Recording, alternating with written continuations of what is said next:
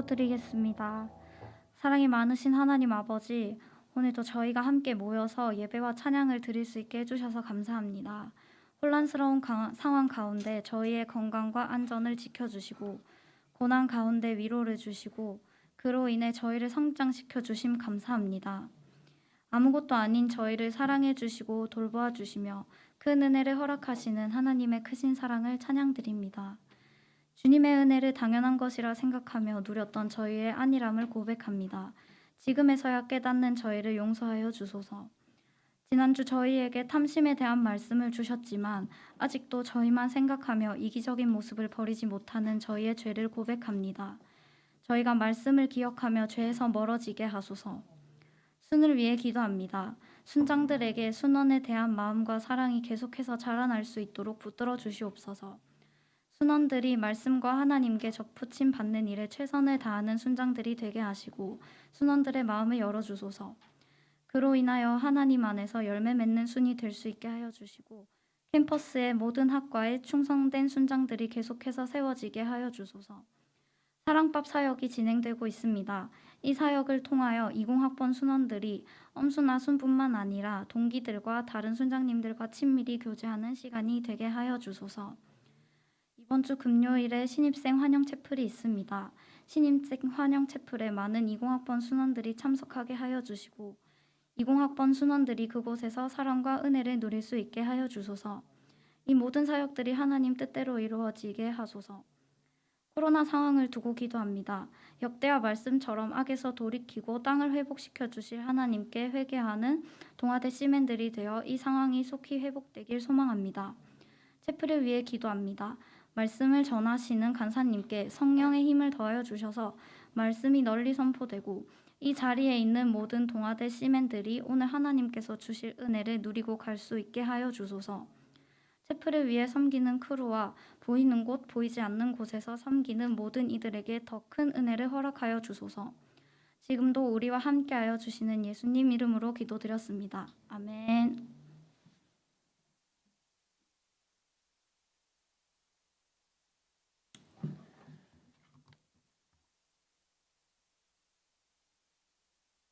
기도해 주신 선장님 감사합니다. 오늘 함께 볼 말씀은 누가복음 9장 57절에서 62절입니다. 누가복음 9장 57절에서 다 띄워주죠. 네. 성경책 있는 사람은 찾으시고요. 누가복음 9장 57절에서 62절까지 말씀입니다. 네. 사회적 거리두기 하신다고요? 네. 좋은 현상입니다. 네. 함께 말씀을 한번 읽겠습니다. 저와 여러분이 한 절씩 교독을 하고 62절은 다 같이 읽겠습니다. 길 가실 때에 어떤 사람이 여짜오되 어디로 가시든지 나는 따르리이다.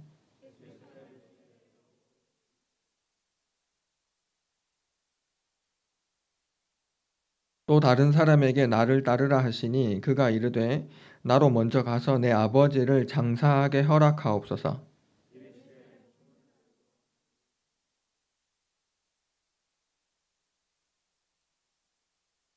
또 다른 사람이 이르되 주여 내가 주를 따르겠나이다마는 나로 먼저 내 가족을 작별하게 허락하소서. 예수께서 이르시되 손에 쟁기를 잡고 뒤를 돌아보진 자는 하나님의 나라에 합당하지 아니하니라 하시니라. 아멘. 제가 한 번 더 기도하겠습니다. 하나님 아버지, 우리가 주님의 말씀을 듣기를 원합니다. 하나님, 우리가 하나님 말씀을 대할 때에 이것이 사람의 지혜로 쓴 책이 아니라 하나님께서 우리를 사랑하시고 우리에게 하시고자 하는 말씀이 있으시기에 기록된 줄로 우리가 믿고 그런 마음으로 말씀을 듣기를 원합니다. 선포하는 자나 듣는 자 모두에게 은혜를 베푸시고 하나님 말씀 앞에 우리의 자신을 정직하고 겸손하게 돌아볼 수 있는 시간 되게 하여 주옵소서. 예수님 이름으로 기도합니다. 아멘. 여러분 반갑습니다. 오늘은 조금 분위기가 좀 잔잔한 것 같아요. 지난주에는 되게 좀 텐션이 이렇게 좀 약간 업된 느낌이었는데 그래요? 제가 좀 그래서 그럴 수도 있습니다. 제가 약간 이렇게 좀 처져 있는 것 같기도 하고. 오늘 이제 여러분 본문 읽었는데요. 이 그 좀 익숙한 순장님들도 있죠. 이거 옛날에 그 예수님과의 만남 그 책에 지금도 있나요? 있어요? 잘못 얘기하면 어쩌지? 네. 네.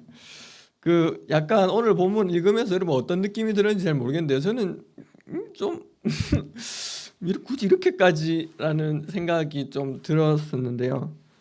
나름대로 이름을 붙여봤어요. 예수님의 모진 대답 3종 세트. 여러분은 전혀 안 이상하세요? 이게 또 무슨 생각으로 본문을 읽으신 거예요? 다 믿음으로 받아들이죠. 아멘. 예수님이 뭐라고 해도 아멘이죠. 여러분 진짜 여러분 믿음이 좋습니다. 저는 믿음이 없어서요. 이렇게 보면은 뭐지? 약간 이런 생각이 좀 드는데 세 가지의 대화가 나오잖아요, 그죠? 첫 번째, 두 번째, 세 번째 나오는데 첫 번째는 우리 방금 읽은 거 길지 않기 때문에 딱 보면 이제 파악이 되죠. 어떤 사람이 예수님 저는 예수님 따르겠습니다. 어디로 가든지 따르겠습니다 했는데 예수님이 기뻐해야 될 것 같은데 그죠? 그죠. 사랑의 예수님이잖아요. 근데 이게 약간 거절 같은 느낌이죠. 두 번째 대화는 예수님 먼저 시작했어요. 나를 따르라. 이건 되게 익숙한 말이에요, 그죠? 나를 따르라 했는데 네, 그러니까 안 따르겠다는 게 아니죠. 어떻게 하겠다고요? 아버지의 장례를 치르겠다라고 하는데 예수님이 허락을 한 것 같아요? 안 한 것 같아요, 그죠? 심각합니다. 이거 우리 아빠 장례를 안 지내면 이 내부모를 공경하라라고 하셨는데 예수님이 한 입에 두 말 하시는 분이 아닐 텐데, 그죠?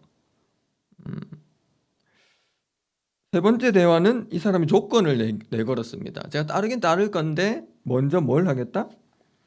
가족에게 가서 작별 인사라도 하고 오겠습니다 했는데 예수님 이것도 노라고 얘기를 하는 것입니다. 아무리 생각해도 제가 오늘 본문을 잘못 선택한 것 같다. 네. 그 뭐죠? 찔러도 피 한 방울 날 것 같지 않은 예수님의 모습, 굉장히 낯선 예수님의 모습이에요. 근데 그 예수님 만남 교재를 배운 순장님들은 뭐 어느 정도 답을 가지고 있을 것 같은데 사실 제가 그 내용이 잘 기억이 안 나가지고요. 제가 막 제 마음대로 할 건데 그냥 뭐 받아들일 건 받아들이고 버릴 건 버리세요. 네, 여러분이 지사선택 누가 아멘이니? 네. 자, 일단은 이제 문맥을 좀 봐야 됩니다. 계속 요즘 제가 약간 누가복음에 꽂혀 있습니다. 원래 사실 누가복음 잘 읽지도 않고 설교도 잘 안 했는데요. 이런 얘기하면 안 되는데 지지난주 채플 때 설교를 하면서 누가 내 이웃인가 이 얘기를 하는 이후로 약간 누가복음에 좀 꽂혀 있습니다. 그래서 이 누가복음이 굉장히 제자도에 대해서 왜 이 말씀을 지금까지 이렇게 자세히 보지 않았지? 라고 반성을 하면서 지금 우리 11월이고 우리 뭐 순장 교육도 진행되고 이렇게 하는 상황에서 진짜 제자의 삶이 무엇인가를 좀 이렇게 나누고 싶어서 누가복음을 선택을 했어요. 그래서 누가복음을 지금 보고 있는데 지금 9장부터 19장까지의 큰 문맥은 제자도입니다. 성경책이 있으신 분은 9장 51절 이제 우리가 순모의 교재에서 나오는데 제가 한번 읽어볼게요. 9장 51절 시작이 아니고 예수께서 승천하실 기약이 차감해 예루살렘을 향하여 올라가기로 굳게 결심하시고 라고 말씀하고 있습니다. 그러니까 이 누가복음 9장부터 19장까지는 예수님이 지금까지는 갈릴리에서 사역을 하셨어요. 그 갈릴리 사역을 마무리하시고 이제 예루살렘으로 가시는 여정을 기록을 한 겁니다. 그러니까 굉장히 길죠. 9장부터 19장까지가 그 이야기예요. 그러니까 누가복음의 제일 그 생선으로 치면 가운데 토막 이야기죠, 그죠? 그 이야기가 이제 시작이 되는 거예요. 그러니까 어쩌면 오늘은 거의 초기에 일어난 에피소드인데 이미 이제 예루살렘으로 올라가는 여정이 시작됐고 우리가 오늘 읽은 본문 바로 앞에 보면은 사마리아의 마을에 들어갔어요, 예수님께서. 근데 들어가려고 했는데 이 사람들이 거절했어요. 들어오지 마세요라고 이미 그 문전박대를 아마 당한 것 같아요.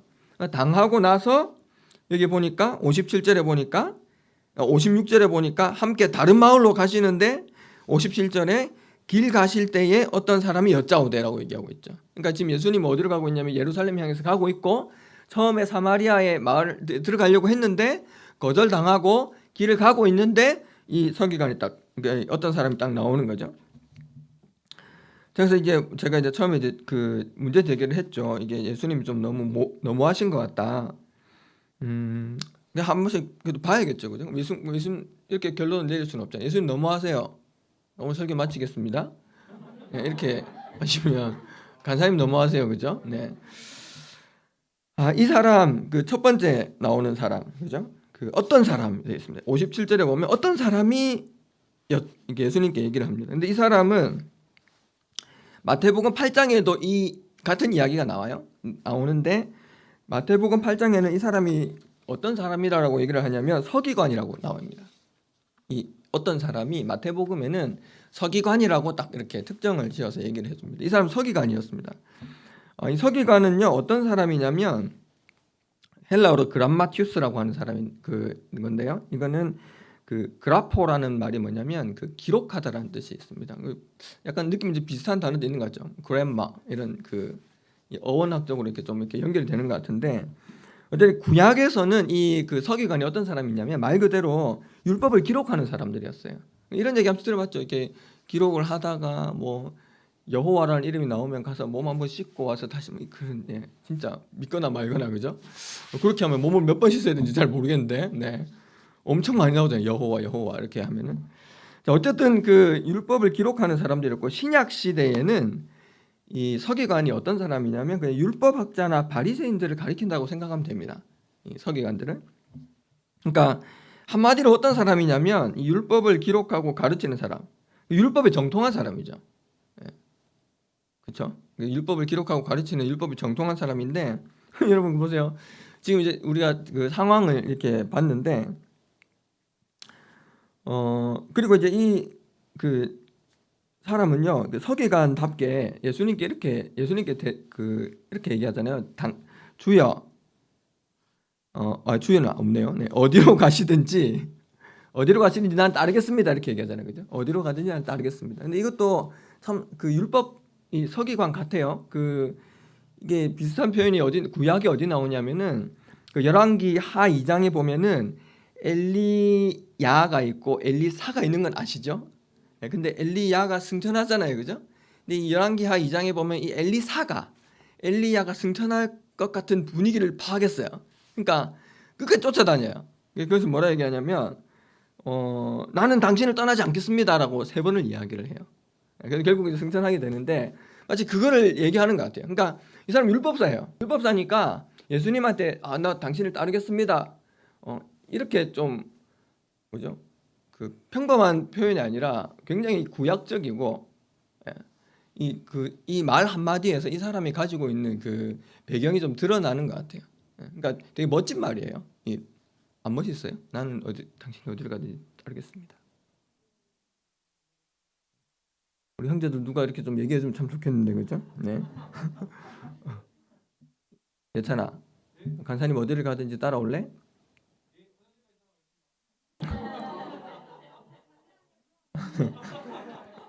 그러면 오늘 일단 체포를 마치고 금정산성부터. 예. 예. 아무튼 뭐 농담이고요. 근데 굉장히 이 결연한 의지가 느껴지지 않으세요? 이 사람의 말이 어디로 가시든지 나는 따르겠습니다. 이 말이 안 은혜로우세요? 은혜로워요. 저는 참 이렇게 하면은 좋을 것 같아요. 그 보세요. 이 사람이 어떤 사람이냐면 서기관이잖아요, 그죠? 율법이 정통한 사람이고 굉장히 결연한 의지를 보여주고 있어요. 그리고 지금 예수님이 지금 처한 상황이 어떻냐면은 아까 제가 설명해줬잖아요. 9장 51절에 어디로 올라가겠다? 예루살렘으로 올라가기로 굳게 결심했어요. 근데 첫 번째 방문지였던 사마리아에서는 문전박대 당했어요. 근데 어떤 사람이 딱 왔어요. 저는 어디를 가든지 당신을 따르겠습니다. 여러분 같으면 어떤 기분이 들 것 같아요? 우리 신입생 사역 하는데 3월에 와가지고 좀 뭐 SFC하고 IBF하고 좀 한번 여기서 한번 한번 보려고 해. 딱 설명 듣고 CC 별로네요. 약간 이러고 갔어. 근데 누가 딱 동방동방이죠. 저는 CCC에 가입하기 위해서 대학교에 들어왔습니다. 이렇게 얘기한다면 신천지를 의심해야겠죠. 뭐 그럴 수 있지만 안 기쁘겠어요, 순장님들? 오, 예스! 이러면서 와, 하나님이 드디어 우리에게 길을 열어주시는구나. 예수님이라면 너무 이상적인 그림이잖아요. 예수님은 예루살렘으로 올라가시기로 결정하셨고 길을 시작하셨고 그 사마리아 동네에서는 거절당했고 근데 누가 왔어요. 근데 이 사람이 보통 사람이 아니에요. 서기관이에요. 서기관 너무 무시하지 마세요. 우리는 제가 항상 얘기하죠. 성경 읽을 때 그 편견과 선입견은 굉장히 나빠요. 그럼 서기관 무시하면 안 돼요. 그 사람이 딱 와서 그냥 따르겠습니다도 아니고 어떻게 해요? 제가 흥분하니까 목이 마르네요. 어디를 가든지 따르겠습니다 이러면은 어떤 반응이 정상적이에요? 그래, 네가 뭘 볼 줄 아는 걸 이렇게 얘기를 해야 되는데 예수님은 굉장히 의외의 대답을 하시죠. 이게 이제 뭐 제가 굳이 이게 길게 설명하지 않아도 여우도 굴이 있고 공중에 새도 집이 있는데 인자는 머리 둘 곳이 없다. 이건 무슨 말이에요? 네, 집 없다. 예수님 집이 있었을까요? 집 없죠, 그죠? 우리 집 요즘 집값이 너무 올라가지고 막 이게 부동산의 관점이 아니라 여러분 이게 뭐 면접을 생각해 보세요. 이렇게 면접을 봤는데 저 이 회사에 정말 제가 옛날부터 기대하고 있었고 제가 이 회사에 들어오기 위해서 대학교에 이런 스펙을 쌓고 있는데 면접관이 이렇게 얘기하는 거예요. 이 일은 참 어려운데 자네가 하기에는 참 일이 너무 힘들 겁니다. 라고 얘기하면 어떤 의미예요? 일단 집으로 돌아가세요. 연락드리겠습니다. 이렇게 얘기하면 여러분 와 붙었다 이렇게 얘기합니까? 정신이 제대로 바뀐 사람이면 떨어졌는가 뗄 생각 하잖아요. 그죠? 그러니까 굉장히 이상해요. 이 안식처가 없다는 얘기죠. 이게 머리 둘 곳이 없다는 말은 그 사람은 그렇죠. 우리가 도서관에서 잠을 자더라도 그죠? 머리 둘 곳이 있어야 잠을 자죠. 혹시 이렇게 자면은 잠이 올라 그러네요. 네. 이렇게 머리를 두는 건 잠을 안식을 취하는 거잖아요. 근데 그게 아니다라고 얘기해요. 그러니까 한마디로 얘기하면 예수님의 제자로 사는 삶이 결코 이 평안하고 안락하지 않다라는 뜻이죠. 그러니까 문맥을 봤을 때 지금 이 서기관이 지금 당신을 따르겠다라고 얘기하고 있지만 사실은 이 큰 문맥 속에서 우리는 이걸 어떤 문맥으로 봐야 되냐면 제자도의 문맥으로 봐야 되는 거예요. 그러니까 예수님을 따르는 삶은 어떤 삶이라는 거예요? 안락하고 평안한 삶이 아니다라고 얘기를 하는 거죠. 생각해보세요. 서기관으로서 이 사람이 그렸던 그림이 뭐였을까요? 그러니까 이 사람은 무슨 생각으로 예수님 앞에 나왔을까요? 네, 크게 얘기해봐. 네, 맞아요. 제가 지난주에 얘기했잖아요. 예수님은 누구다? 영어로? 맞아요. 라이징 스타예요. 예. 내가 내가 기억해줘서 너무 흥분했어요. 내가 너무 고마워요. 이제 요 9장 앞부분이 아까 뭐라고 얘기했냐? 갈릴리 사역이 마무리됐다 그랬잖아요. 그러니까 예수님이 갈릴리 사역을 굉장히 잘했어요. 잘했다는 표현이 조금 어색하긴 하지만 막 병자도 고치시고 예수님 막 가르치시면 사람들 구름처럼 막 몰려와요. 오병이어도 막 행하시고 막 이런 놀라운 이런 막 분위기 속에서 사람들이 뭐라고 생각했을까요? 이 사람 뭔가 다른데? 장난 아닌데 센세이션한데? 따라가면 뭔가 정말 있겠다라고 생각했죠. 이 사람도 이제 서기관의 입장이었다면 제 생각엔 그럴 것 같아요. 그랬을 것 같아요. 예수님을 따라가면 진짜 이 뭐 율법에 대한 어떤 새로운 해석이라든지 자기가 어떤 기대했던 그 그림이 있었을 것 같아요. 그러니까 이제 예수님이 막 이렇게 굉장히 유명하신 분이었으니까 이분을 따라가겠다라는 것 그 마음속에 숨겨져 있는 뭐가 탐심? 숨겨진 탐심이라고 할까요? 자기의 어떤 야망이 있었을 것 같다는 생각이 들어요. 그러니까 당신이 어디로 가든지 나는 따르겠다라는 이 완벽한 그림, 서기관이었고, 그죠? 율법에 정통한 사람이었고, 너무나 완벽한 고백이었고, 완벽한 그림이었는데 이 사람이 이제 기대했던 그것이 그 마음 속에 그 기대하고 있던 바가 무엇인지 예수님은 알고 계셨던 것 같아요. 그래서 그것이 네가 생각하고 있는 그런 거와는 거리가 멀다라고 예수님은 이야기를 하시죠. 그러니까 이제 왜 질문을 해야 되죠. 그러니까 이 사람은 어떤 자기가 바라고 기대하는 그림, 그죠?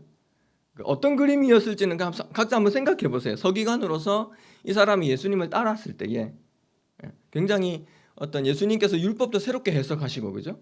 막 그런 일들이 막 일어나고 있었고, 이 사람 내가 따라갔을 때 그 사람이 기대했던 바가 있었을 것이에요. 근데 그 기대와 예수님이 가지고 있는 생각은 달랐다라는 것을 우리가 생각해 볼 수 있습니다. 그래서 우리 자신에게 질문해야겠죠. 나는 제자의 삶을 어떻게 생각하는가?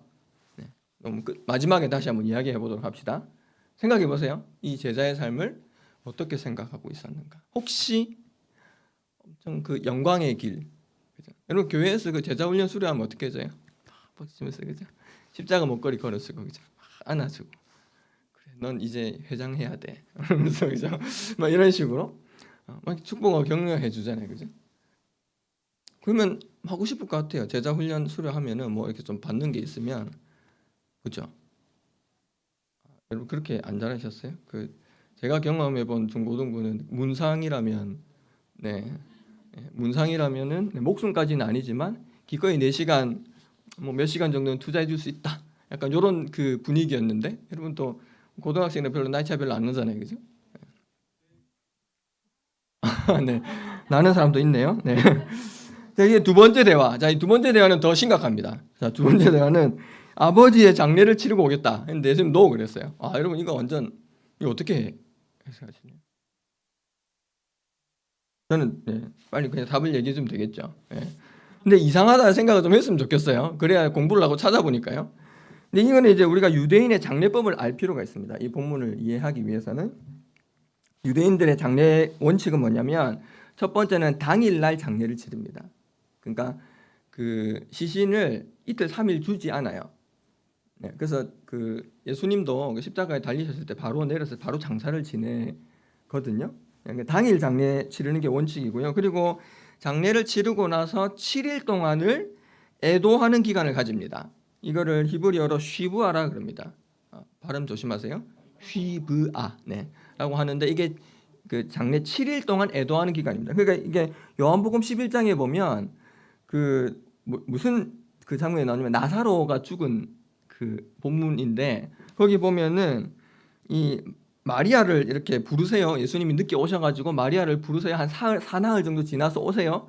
와가지고 마리아를 부르시니 마리아가 듣고 급히 일어나서 예수님께 갔는데 유대인들이 뭐라고 생각했냐면 본문을 찾았으면 좋아할 뻔했네요. 안타깝지만 나중에 찾아보세요. 요한복음 11장 31절에 보면 유대인들은 이 마리아가 급히 일어나서 나가는 것을 보고 곡하러 무덤에 가는 줄로 생각했다라고 되어 있어요.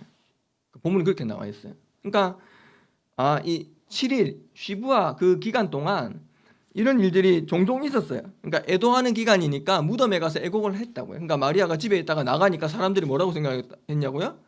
저기 무덤에 가가지고 곡하러, 그러니까 애도하려고 가는구나라고 생각을 했다라고 기록이 되어 있어요. 그러니까 뭐 중요한 건 아닌데 어쨌든 7일 동안, 그러니까 당일날 장사를 지내는 게 원칙이고, 두 번째는 7일간 애도하는 기간을 가집니다.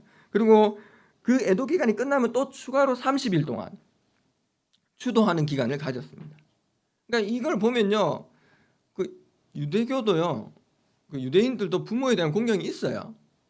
십계명에도 있고요, 그죠?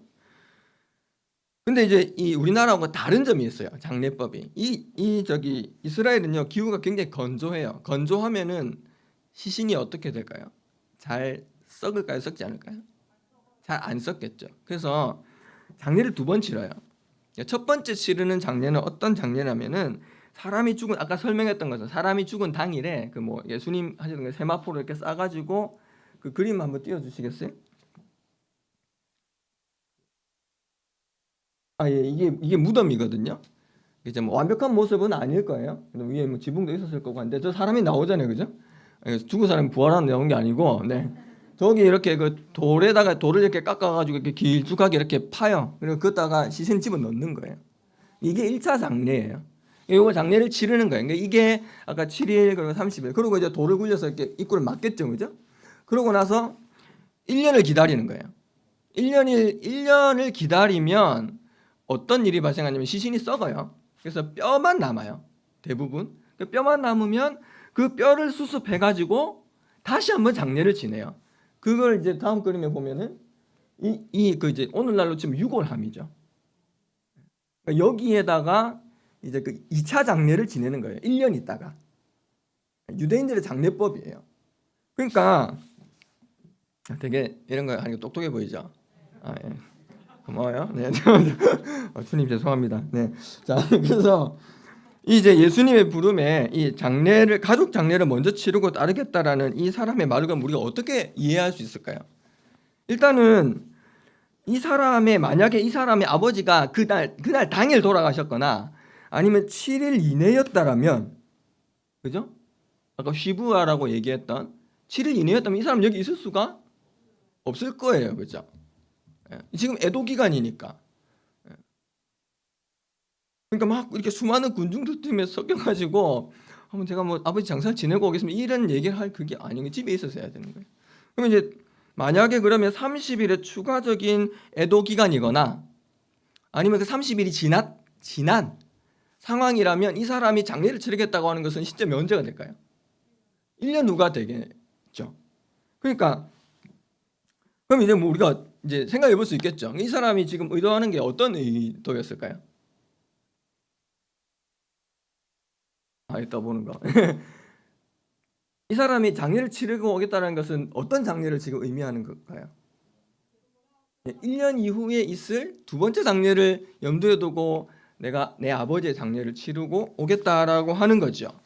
근데 지금 예수님이 지금 가시는 길은 어디냐면 예루살렘으로 올라가시는 길이에요. 결심하셨어요. 이제 가셔서 십자가를 지셔야 돼요. 그죠? 이미 여정이 시작되었어요. 그러면 우리가 생각해 보면 이 사람은 만약에 1년 후에 2차 장례를 염두에 두고 얘기했다면 이 사람 따라갈 수 있어요. 1년이니까요. 1년 약 1년 정도 시간이 있는 거죠. 예수님을 따라갈 수 있는. 그 이스라엘이 그렇게 크지 않습니다. 우리나라 한 강원도만 합니다. 그 나라 땅덩어리가. 그래서 뭐 산지가 많아서 이동하기 좀 불편했을 뿐이지 이거를 뭐 1년 이상 걸리는 여행이라고 볼 수는 없죠. 그러니까 이제 이 사람은 그러니까 이제 우리가 정리를 하면은 이 말씀은 부모를 공경하라는 말과 충돌되는 말일까요? 아니요, 그렇지 않아요. 이거는 그 부모를 공경하라는 십계명과 충돌되는 말이 아니고 예수님을 뭐 부모를 이렇게 좀 그죠? 뭐 물론 예수님이 그렇게 얘기를 하긴 하셨어요. 다른 본문에서 이렇게 뭐 근데 또 그거는 이제 또 그 본문에서 이제 우리가 해석을 해야 되는 부분이고 적어도 이 본문은 부모 공경과 충돌되는 본문은 아니다라는 것입니다.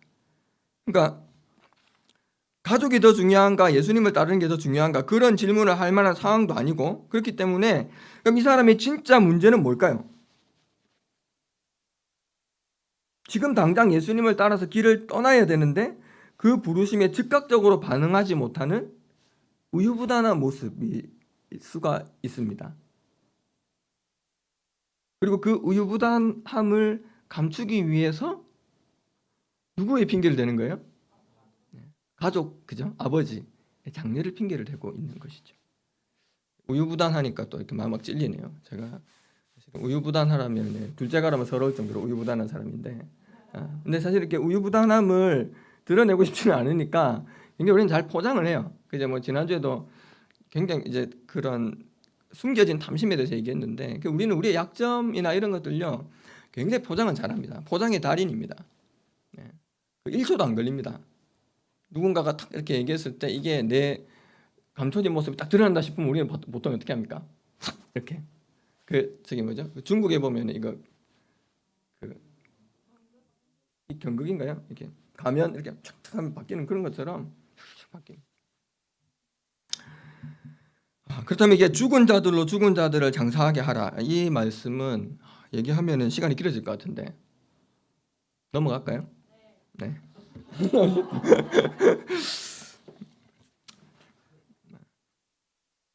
서운하네요. 네, 인영아. 네. 누가 대답했니? 네. 이게 근데 사실은 이게 뭐 넘어갈 수도 있지만 뭐 오늘 좀 길게 하죠 뭐. 네. 보세요. 이게 죽은 자들로 죽은 자를 장사 지내게 하라 이 말이 좀 여러분 어떻게 들리세요? 표현이 좀 너무 심해요, 그죠? 예. 근데 이제 이걸 어떻게 할 거냐? 이거는 그러면 죽은 자나 유족을 조롱하는 표현인가? 그럴 수 없어요, 그죠? 이게 아니고 이걸 어떻게 해석할 수 있냐면 죽은 자들은 이게 죽어가는 자들이라고 번역을 할 수도 있어요. 죽어가는 자들이라고 번역을 할 수 있고, 그러면 이제 뭐 결론만 이야기하면 이제 예수님은 지금 아까 큰 문맥이 이게 제자도의 문맥이라 그랬잖아요, 그죠? 그러니까 예수님이 지금 나를 따르라 그랬잖아요. 이 사람은 선택해서 부르신 거죠, 그죠? 그러니까 그 사람들과 이렇게 구분해서 이렇게 본다면 예수님은 제자로 부름받지 못한 사람들이 장례를 치르게 하고 너는 나를 따르라 이렇게 해석을 할 수 있어요. 너는 내가 불렀으니까. 제자로 부름받지 않은 죽어가는 사람들로 장례를 치르게 하고 너는 나를 따르라. 그러니까 이제 결론은 1년간 고향에 머물면서 장례를 준비할 것이 아니라 두루 다니면서 하나님 나라를 전파하는 것이 더 중요하고 급한 일이다라고 말씀하시는 거죠. 그럼 이제 죽어가는 자들이라고 번역하거나 아니면 죽은 자들이라고 이해를 해도 해석은 같아요. 죽은 자들이라고 이해를 한다면 아까 제가 보여줬던 것처럼 구멍이 여러 개가 있잖아요, 그죠? 여러 개가 있으니까 그 안에는 죽은 자들이 있겠죠. 그 무덤 속에는. 그러니까 죽은 자들로 죽은 자를 장사하게 하라는 것은 이게 뭐 표현이 좀 이상하긴 한데 유골방에 안치된 그 선조들로 하여금 아직 유골함에 담기지 않은 아버지를 장사하게 하라라는 뜻이지요. 그러니까 이제 염두에 두고 있는 말이 그 무덤에 있는 죽은 자들을 의미하는 것일 수가 있습니다. 그러니까 어떻게 해석을 하든지 이제 1차 장례는 끝났고 2차 장례까지 기간이 남았으니까 그 기간 동안 나와 함께 전도 여행을 가자라고 하는 말이에요. 그러니까 하나님 나라를 위해서 제자의 삶을 사는 것이 더 우선순위다라는 것을 이 말씀을 통해서 생각을 해볼 수가 있습니다. 오늘 왜 이렇게 좀 길어졌을까요? 본문 선택을 잘못한 것 같네요. 네. 다음에 또 비유를 해야겠어요. 우리 비유가 저랑 잘 맞는 것 같아요. 네. 세 번째 대화입니다. 이 가족들과의 작별 인사. 마지막으로 이제 세 번째 사람인데 이제 예수님 따를 건데 가족들과 작별 인사를 하고 오겠다라고 했는데 이 요청도 거절했어요. 하루나 이틀이면 되잖아요. 몇 시간이 걸릴 수도 있겠네요. 가족하고 작별 인사하는 게, 그죠? 이건 어떻게 생각하세요? 생각이 없으세요? 이게 제일 어렵죠. 조금만 더 기다려 주시면 되는데 바로 이렇게 그렇게 한 몇 시간 기다렸다가, 그죠? 좀 뛰어가면 되잖아요. 예루살렘으로 가시는 게 급하면, 그죠?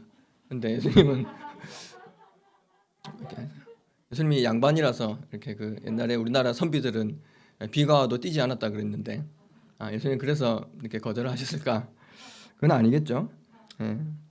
근데 이것도요, 그 구약을 보면은 그 비슷한 장면이 나와요. 그 열왕기상 19장에 보면은 아까 엘리야 엘리사 얘기했잖아요. 아까는 이제 승천할 때 얘기고, 요거는 열왕기상 19장에는 엘리야가 엘리사를 선지자로 불러요. 그러니까 이 엘리사가 그때 뭘 하고 있었냐면은 12결이 서로 밭을 갈고 있었어요. 혹시 기억에 나는 사람이 있으면 진짜 성경을 많이 본 사람들이에요. 밭 갈고 있었는데 엘리야가 그러니까 겉옷을 던져요. 그 엘리사에게 겉옷을 던진다는 그 행동의 의미는 선지자로의 부름을 의미하는 거예요. 그런데 그 상황에서 이 엘리사가 뭐라고 얘기하냐면 가족하고 작별하고 오게 해주세요라고 요청을 하거든요. 그때 엘리야가 어떻게 했을까요? 이게 참 애매해요. 이게 긍정인지 부정인지 굉장히 좀 헷갈리는데 뭐 지금은 그거 볼 시간이 아니니까. 근데 공동번역 성경이라는 데 보면은 이렇게 번역을 하고 있어요. 어서 가보게 내가 어찌 작별 인사를 금하겠는가 라고 해서 실제로 이렇게 본문을 보면은 마치 작별 인사를 하고 온 것 같이 보이는 부분이 있어요. 그러니까 이제 더 어려워졌네요. 엘리야는 엘리사한테 작별 인사하는 거 허락해 줬는데 예수님은 괜히 얘기했네요. 이 구약의 본문을 몰랐으면 괜찮았을 텐데 예수님은 왜 그런 아량도 베풀지 않으셨을까? 가족과의 작별의 시간도 허락되지 않는다. 여러분 어떻게 생각하세요? 저를 좀 도와주세요. 아, 네. 맞아요. 기차 시간이 다 됐나 봐요. 그죠? 네. 근데 이것을 이제 우리가 엘리사를 부르는 것도 굉장히 중요한 일이었어요. 왜냐하면 그 당시에 선지자직을 이제 넘겨주는 일이었잖아요. 굉장히 중요한 일이었는데 뭐 그게 긍정인지 부정인지는 해석이 다 갈릴 수 있지만 어쨌든 긍정으로 해석할 수도 있고 부정으로 해석할 수도 있는데 엘리사는 네, 뭐 예를 들어서 가족과 작별 인사를 했다 친다면 예수님은 그게 안 된다라고 얘기했잖아요. 예. 그 말은 제 생각에 이렇게 해석할 수 있을 것 같아요. 그것과 비교할 수 없이 이 제자로 부름을 받고 길을 떠나는 일이 더 시급한 일이다 라고 해석을 할 수 있을 것 같아요. 엘리야가 그러니까 여러분 유대인들이 굉장히 존경하는 인물들이 있어요. 그 아브라함, 모세, 엘리야거든요. 그 예수님이 그 변화산에 올라가셔서 대화했던 사람들이 혹시 누군지 기억하시나요? 네, 모세와 엘리야잖아요, 그죠? 그러니까 엘리야는 선지자 하면 누구나 그 유대인들은 중요하게 생각하는 사람이 엘리야였어요. 근데 엘리야가 엘리사를 부르는 것보다 예수님께서 제자로 부르시는 이 부르심이 더 시급하고 중요한 일이다라고 우리가 생각할 수가 있는 거죠. 예수님을 따르는 삶이. 그리고 사실은요, 이 사람이 가족하고 작별 인사를 하러 간다 그랬는데요. 우리가 이게 생각해 보면 그 예수님 따르는 길이 우리가 지금까지 봤을 때 그러니까 처음에 그 서기관의 질문 그 요청에 대해서 머리 둘 곳이 없는 일이잖아요. 그러면 가족하고 작별 인사하면 대충 어떤 그림을 예상해 볼 수 있을까요? 네. 다시 생각해 봐라. 아, 네. 아닐까요? 이제 예를 들어서 우리 이 예를 잘못 들었다가 욕 먹을 것 같긴 한데 예를 들어서 우리 양은혜 순장님이 네, 엄마 아빠한테 가가지고 엄마 나 CCC 간사할래 라고 이야기를 했다고 한번 가정을 해봅시다. 그래서 이제 마지막으로 이제 가족의 허락을 받기 위해서 가족을 찾아갔어요. 그러면은 물론 이거는 알 수 없는 이야기이긴 하지만 네, 어떤 가능성도 있을까요? 네, 가족과 작별을 하고 작별 인사를 가족과 마지막 작별 인사가 될 수도 있지만 이 그 간사의 삶과 마지막 작별 인사가 될 수도 있지 않을까요? 그러니까 충분히 흔들릴 수 있는 상황으로 생각해 볼 수가 있어요. 그래 중요한 건 결정적으로 이게 뭐냐면 그거는 이제 약간 웃자고 하는 얘기고요. 근데 충분히 가능성은 있어요. 마음이 바뀔 수 있는 가능성. 더 중요한 건 뭐냐면 60절이 아니고 62절이죠. 62절 같이 한번 다시 읽어볼까요? 62절 시작. 예수께서 이르시되 손에 쟁기를 잡고 뒤를 돌아보는 자는 하나님의 나라에 합당하지 아니하니라. 이 손에 쟁기를 잡았다라는 거는 어떤 걸 의미할까요? 일단 손에 쟁기를 잡았다는 말은 밭에 와 있는 거예요. 밭을 가기로 마음을 먹은 거죠. 이제 밭에 와서 이제 마음을 단단히 먹었어요. 집에서 나왔고 이제 오늘날로 치면 목에 수건을 두르고 이제 밭을 제대로 갈아가지고 내가 한번 농사를 잘 지어보겠다 하고 딱 앞에 딱 서 있는 거예요. 그 상황에서 뒤를 돌아본다는 거는 마음이 나뉘는 거를 이야기를 하는 거죠. 특히 이 팔레스타인 이 지역에는요, 이 산지가 되게 많아요. 우리나라는 보통 보면은 평야가 산도 많지만 김해 사는 사람, 김해 사는. 이게 보면 김해 평야 이런 거 보면 그죠? 쫙 이렇게 널찍하니 그 넓은 평야가 있잖아요. 그러니까 그거는 이게 좀 성경적인 잘 모르겠는데, 그래서 한 번씩 뒤를 돌아봐도 바깥에 문제가 없을 것 같아요. 이렇게 좀 보더라도 그죠. 근데 이 팔레스타인 이 지역은요 대부분 이 울퉁불퉁하고 산지가 많기 때문에 딱 앞에 목표 지점을 정해놓고 그걸 딱 바라보고 그 밭을 갈지 않으면 밭이 제대로 갈리지가 않아요. 그러니까 지형도 다르고요. 그리고 잠깐 농담처럼 얘기했는데 자꾸 뒤를 돌아보면서 밭을 가면 그 밭이 갈릴까요? 밭이 갈릴 리가 없습니다. 자꾸 이렇게 누가복음에 보면 예수님이 이런 말씀을 하셔요. 롯의 철을 기억하라. 여러분 롯이 어떤 사람인지 롯 창세기에 소돔과 고모라가 멸망할 때, 그렇죠, 롯의 아내는 뒤를 돌아봄으로 소금 기둥이 되었다라고 하는 그 말씀이죠. 그러니까 뒤를 자꾸 돌아보는 거는요, 성경 전체를 볼 때 이게 무엇을 의미하는지가 명확해요. 세상에 대한 미련이죠. 여러분, 우리가 얼마 전에 출애굽기 묵상했는데 거기도 보면 이스라엘 백성들이 자꾸 어디를 떠올려요? 예, 그 광야에 나와서 자꾸 애굽 생각하는 거죠. 그게 뭐 이렇게 뒤로 돌아보고 뭐 생각을 했던, 마음속으로 생각했던 그 자체가 뭐냐면 자꾸 이미 나온 것을 자꾸 돌아보는 거예요. 이전에 즐기던 그 세상 낙과, 그죠? 예, 육신의 정욕과 이생의 자랑과 그런 것들을 자꾸 떠올리는 거예요. 근데 그게 어떻게 되냐면 우리 발걸음을 굉장히 무겁게 해요. 이 제자로서의 이 걸음을 걸어가는, 우리 손에 잡혀있는 이 쟁기를 가지고 열심히 밭을 갈아야 되는데 우리 굉장히 피곤하게 한다는 거죠. 네. 말할 것 다 했는데요. 근데 결론을 맺어야 되는데 어떻게 결론을 맺죠? 여러분, 오늘 말씀 재밌었어요? 네. 저도 재밌었어요. 네. 그게 본문을 보면서 이 성경 공부가 재밌어요. 그러니까 여러분, 보면서 진짜 아무 생각 안 하고 보면 진짜 재미없어요. 생각을 하고 보면 그 속에 이게 어떤 의도에서 예수님이 이렇게 말씀하신 건지 발견하는 재미가 있어요. 기쁨이죠. 기쁨이 있는데 이제 우리 적용을 해야겠죠. 이제 정리를 하면 첫 번째, 두 번째, 세 번째 있는데, 첫 번째 사람은, 이 서기관은 제자의 삶을 걸어가는 것이 자기가 생각했던 영광의 길, 그죠?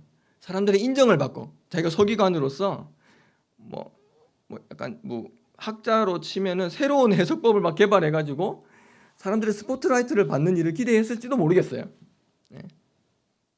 그걸 기대했는데 예수님은 그렇지 않다라고 얘기했어요. 이 길은 고난의 길이고 힘든 길이다. 여러분, 순장의 삶이 어떻습니까? 쉽습니까? 어렵죠. 제가 이거를 사실 마무리를 어떻게 해야 될지 잘 모르겠어요. 요즘 내가 설교 너무 많이 하다 보니까 머릿속이 너무 복잡한데, 어쨌든 그러면 우리는요, 이 제자의 삶을 어떻게, 나는 제자의 삶을 어떻게 생각하고 있습니까? 지금 이 순장의 삶을 나는 어떻게 여기고 있습니까? 이게 그런 생각이 들어요. 혹시 쉽게 생각하진 않은가? 너무 이렇게 우리가 이 순장의 삶을, 제자의 삶을 기쁘고 즐거운 길, 물론 기쁨이 있어요. 있는데 그 한 걸음 한 걸음 사실은 힘들어요. 이게 우리 순원들도 와 있는데 자꾸 힘들다 얘기하면 안 되는데, 이게 우리가 속으면 안 돼요. 그 제자의 삶은요, 사실 정말 힘든 길이에요. 그게 정상이에요. 교회나 이게 CCC나 이런 데서 제자 훈련 받는다라고 그게 제자의 삶을 사는 건 아니에요. 제자 훈련을 받는 것은 그런 삶을 살 첫걸음을 내딛는 거고, 앞으로 우리가 이거 제자의 삶을 평생 살아가야 되는 거예요. 근데 그 걸음이 굉장히 힘겨워요. 내가 이렇게 가려고 하면 분명히 반대가 오게 돼 있어요. 근데 문제는 뭐냐면 그렇게 걸어가려고 하는데 반대가 잘 안 느껴지는 거예요. 근데 이게 왜 그럴까? 왜 반대가 잘 안 느껴질까? 제자의 삶을 걸어가는, 내가 그리스도인으로 사는 거와 제자의 삶은 사실 구분되는 게 아니에요.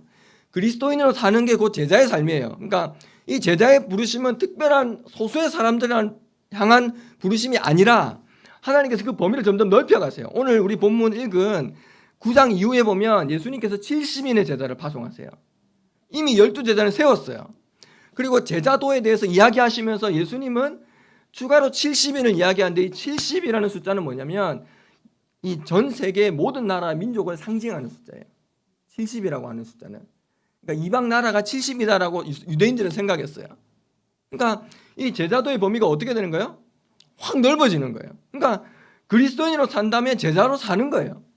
말씀대로 사는 것이고, 이 땅에서 이 세상이 우리한테 요구하는 대로 순복하면서 살아가는 것이 아니라 하나님 말씀에 따라 살아가는 거예요. 그럼 이게 당연히 어렵죠. 왜요? 예수님 따르는 길은 세상과는 반대되는 길이니까. 그러니까 이게 자꾸 쉽다라고 여겨지면 여러 가지로 생각해 볼 수 있겠지만, 혹시 우리가 이 제자의 삶을 교회 안에서, CCC 안에서 살아가고 있다면 이거는 쉬워요. 물론 어려운 것도 있지만 그렇게까지 힘들지 않을 거예요. 예를 들어서 설명을 한다면, 내가 이제 순장으로 임명을 받았어요. 오늘도 우리 새로운 친구가 왔는데 인스타그램이나 뭐 이런 걸 보고 연락이 와요. 저 CC 가입하고 싶어요. 그러면 간사님들이 매칭해 주겠죠? 너 얘랑 순모임 해? 라고 하면 순원 생기는 거죠. 예. 그러면 할 말 할 것 같아요. 이렇게 얘기해서 미안한데, 예. 그게 순장의 삶이라면 할 만하지 않아요? 조금 이렇게 은혜가 안 되는 말이긴 하지만 진짜 평소에 막 열심히 하는 거예요. 셰플도 와가지고 막 사냥팀도 하고 막 예찬쌤 기타도 막 치고 할렐루야 막 이렇게 하면은 간사람들이 볼 때 어떻게 보일까요? 저는 속마음을 못 봐요. 그냥 겉모습만 보는 거예요. 그러면 순원이 들어와서 누구한테 연결해 줄까요? 예, 그 연결해 주면 되죠. 그러면 와가지고 셰플 열심히 참석하고 BM 열심히 참석하면은 순원을 받을 확률이 높아지겠죠. 만약 그게 순장의 삶이라면 살만하죠. 근데 반대로 생각해 보십시오. 우리가 이 제자의 삶을 살아야 하는 그 공간이 어디입니까?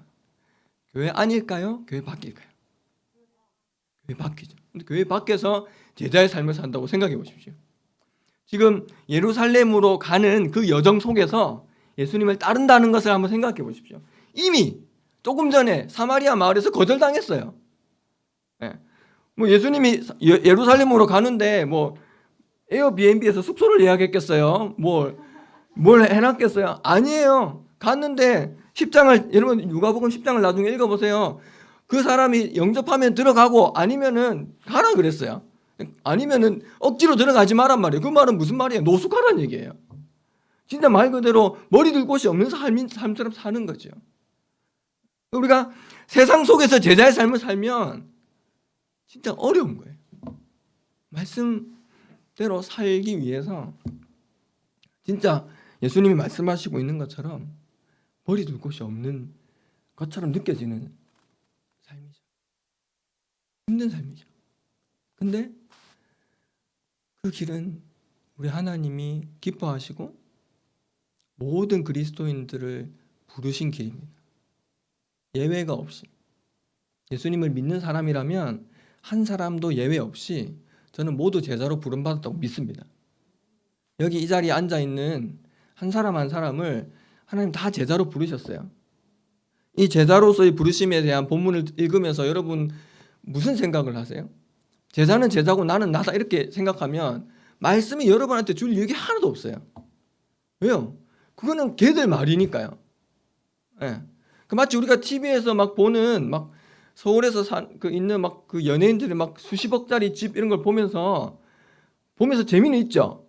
근데 그게 여러분하고 이렇게 확 와닿아요? 걔는 걔들의 삶인 거죠.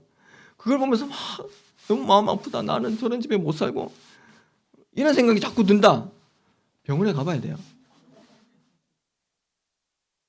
거리를 두면 안 돼요. 그러니까 제자의 부르심은요, 하나님이 모든 사람들을 다 부르신 거예요. 그 사람이 잘났든 서기관이든 아니면 그냥 가난한 사람이든 율법에 대해서 잘 모르는 사람은 상관없어요. 하나님이 한 사람 한 사람을 다 제자로 부르셨어요. 이 세상 속에서 말씀대로 살아가고 물론 그 길이 힘들고 어려운 길이긴 하지만 그 길 끝에 너희 현재 받는 고난은 장래에 너희들에게 나타날 영광과는 좋게 비교할 수 없다. 그 제자의 걸음을 걷는 자들에게 내가 하늘에 속한 모든 신령한 복으로 부어주겠다. 내가 너와 세상 끝날까지 함께 하겠다. 누구든지 지혜가 부족하면 하나님께 구하면 풍성하신 하나님이 넘치게 채워주시겠다. 이 모든 말씀을 우리에게 약속하시는 그 약속의 말씀이 나의 것이 되는 것입니다. 두 번째, 세 번째도 마찬가지예요. 뭐가 더 우선순위인가? 여러분 이제 마무리해야 될 것 같아요. 제가 너무 막 오래 했는데 이렇게 사실은 이 코로나 상황이 최근에 또 다시 확진자가 막 늘어나고 있잖아요. 지금 약간 걱정이 돼요. 왜 굳이 이번 주에 우리 신입생활 인체풀 해야 되는데 이거 갑자기 2단계 격상되면 이거 나 또 그거 되는 거예요. 오늘 금식 수련회도 있고 어떤 의미에서 우리가 그동안 너무 익숙하게 해왔던 거를 이 코로나 때문에 하나도 못하게 되었어요. 다 흩어지게 되었고 어려움이 찾아왔어요. 어려움이 찾아왔는데 어쩌면 그래서 우리에게 이 순장의 삶을 산다는 게 이미 순장의 삶을 살고 있는 순장님들에게도 약간 회의감이 올 수도 있을 것 같아요. 내가 생각했던 이 순장의 삶이 이건가? 할 수 있는 게 별로 없잖아요, 그죠? 그 일주일에 순원 한번 만나서 순모임 하면 순장인가요? 저는 아니라 생각해요. 캠퍼스 나가서 친구들을 만나서 어떻게든 우리가 복음을 전하고 이렇게 해야 되는데 할 수 있는 상황이 아니잖아요. 여러 어려움들이 있잖아요.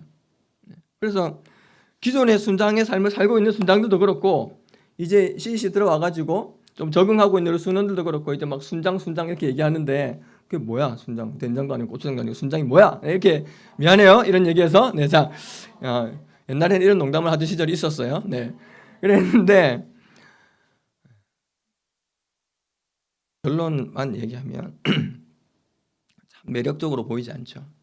어쩌면 내가 내 신앙 챙기고 교회 잘 다니고 내 스펙 잘 쌓고 좋은 직장 구하고 그렇게 살면은 괜찮은 것 같다라는 착각이 자꾸 드는 것 같아요. 굳이 내가 순장의 삶을 살아야 되나? 우리 생각으로 자꾸 이렇게 제한되는 것 같아요. 근데 저는 그렇게 생각하지 않습니다. 지금 이때일수록 우리가 진짜 본질을 찾고 이 순장의 본질이 뭡니까? 한 영혼을 끝까지 사랑하고 품는 거잖아요.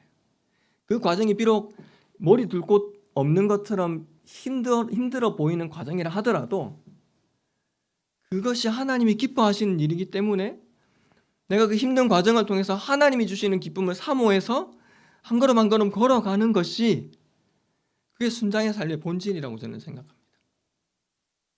이 삶이 너무 귀하고요. 우리는 이 삶은 걸어갈 만한 가치도 있을 뿐만 아니라 하나님은 우리 한 사람 한 사람을 이 삶으로 부르신다고 저는 확신합니다. 동아들 여러분에게 맡기신 거예요. 다른 사람에게 맡기신 것이 아니라 동아대 캠퍼스 가운데 우리가 그 마음들을 좀 회복했으면 좋겠습니다. 오늘 제가 짧게 하려고 그랬는데 하다 보니까 너무 길어졌어요. 이 말씀을 여러분 한번 잘 생각해 보십시오. 이 누가복음 말씀을 통해서 제자에 대해서 어떻게 얘기하고 있는가, 나는 이 제자의 삶을 어떻게 생각하고 있는가를 여러분들이 제가 막 이렇게 감동을 줘가지고 주입시키는 건 한계가 있어요. 까먹어요. 그 받았던 감동을 여러분 그는 금방 까먹어져요. 지난주 탐심 설교를 기억해 줘서 너무 고마운데요. 하나님이 하신 거죠. 하신 건데 여러분 진짜 여러분 안에 그 말씀이 오래 남아서 여러분의 삶을 이끌려면요, 정직하게 하나님께 질문해야 돼요. 나에게 제자의 삶이 무엇입니까? 하나님은 내가 이 길을 걸어가기를 원하십니까? 어떻게 걸어가기를 원하십니까? 이 제자의 삶이 무엇입니까? 순장의 삶이 무엇입니까? 하나님 앞에 정말 한 주간 살아가면서 내가 내려준 결론을 붙잡고 살아가는 게 아니라 여러분이 그 삶 속에서 이 말씀을 묵상하고 곱씹으면서 이 말씀이 여러분에게 힘이 되고 영적인 양식이 되기를 소망합니다. 기도하겠습니다. 반주를 잠깐 해주시면 좋겠어요. 소리 내서 기도하지 않아도 돼요. 그냥 반주를 좀 해주시고요. 들은 말씀을 기억하면서 우리를 좀 돌아보는 기도를 했으면 좋겠습니다.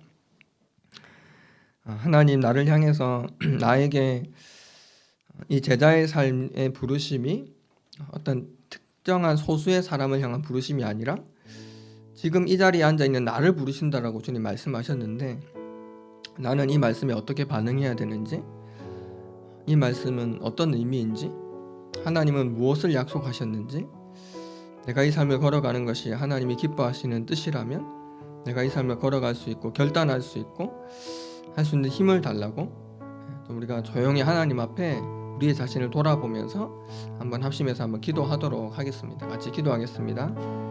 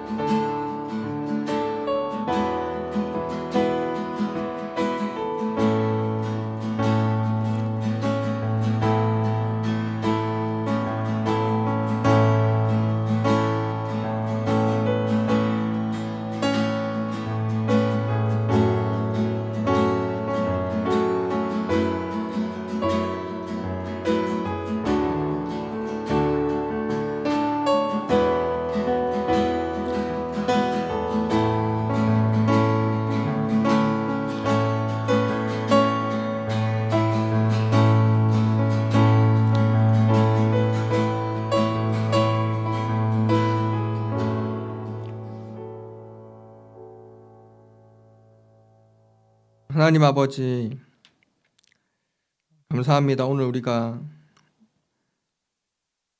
보기에 낯설게 느껴지는 예수님의 모습을 통해서, 예수님의 말씀을 통해서 제자의 삶이 무엇인지 다시 한번 생각하고 돌아보게 하신 것을 감사합니다. 하나님 아버지, 우리가 제자의 삶을 살아가는 것이 우리의 선택이나 어떤 내가 기쁘고 내가 하고 싶어서 가는 것이 아니라 하나님의 부르심임을 기억하는 우리 순장들 되게 하여 주시고, 삶 속에서 이 제자의 삶을 기쁨으로 살아갈 수 있는 우리 모두가 되게 하여 주옵소서.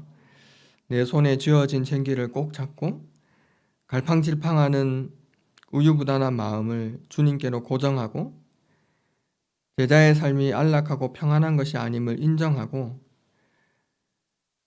하나님께서 말씀하시는 그 제자의 길을 하나님의 방법으로 기쁨으로 따라갈 수 있는 순장들이 되게 하여 주옵소서. 하나님, 이 천하보다 귀한 한 영혼 여기 모여있는 우리 동아대 순장 순원들, 이들의 마음을 사람의 지혜로 설득할 수도 없고 사람의 말로 이들을 헌신시킬 수도 없습니다. 하나님, 성령께서 우리의 마음을 움직여 주셔서 정말 이 마지막 시대에 모든 사람이 자기를 사랑하고 개인주의로 빠져가는 이 상황 가운데에서